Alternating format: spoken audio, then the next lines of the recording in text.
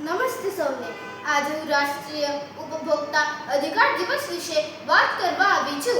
દર વર્ષે 24 ડિસેમ્બરના રોજ ભારતમાં રાષ્ટ્રીય ઉપભોક્તા અધિકાર દિવસ ઉજવવામાં આવે છે. આ દિવસનો મુખ્ય ઉદ્દેશ્ય એ છે કે દરેક નાગરિક પોતાના હકો અને ફરજો જાણે અને એક સજાગ ઉપભોક્તા બને. આ દિવસની શરૂઆત 1986માં થઈ હતી, જ્યારે ભારત સરકારે ઉપભોક્તા સંરક્ષણ અધિનિયમ અમલમાં મૂક્યું.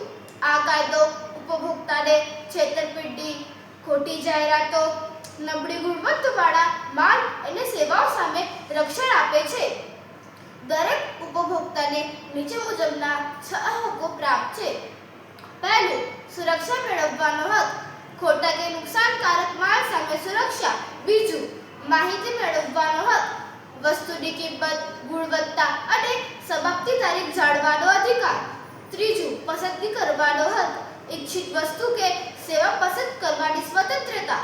ચોથું, ન્યાય મેળવવાનો હક, છેતરપિંડી થાય તો ફરિયાદ કરી ન્યાય મેળવવાની તક. પાંચમું, શિક્ષણ મેળવવાનો હક, ઉપભોક્તા શિક્ષણ દ્વારા પોતાના હક જાણવાની તક. છઠ્ઠું, સંસ્થાઓમાં જોડવાનો હક, ઉપભોક્તા સંસ્થાઓ દ્વારા પોતાના હિતનું રક્ષણ. આ દિવસે વિવિધ કાર્યક્રમો, પોસ્ટર સ્પર્ધાઓ અને સભાઓ યોજાય છે, જેથી લોકો પોતાના અધિકારો વિશે વધુ જાગૃત થાય છે.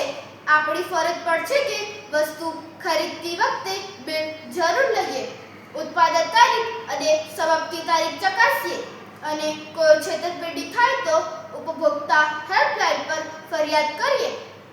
જો દરેક વ્યક્તિ પોતાના અધિકારો ઓળખે તો બજારમાં ઈમાનદારી અને ગુણવત્તા બંને વધશે.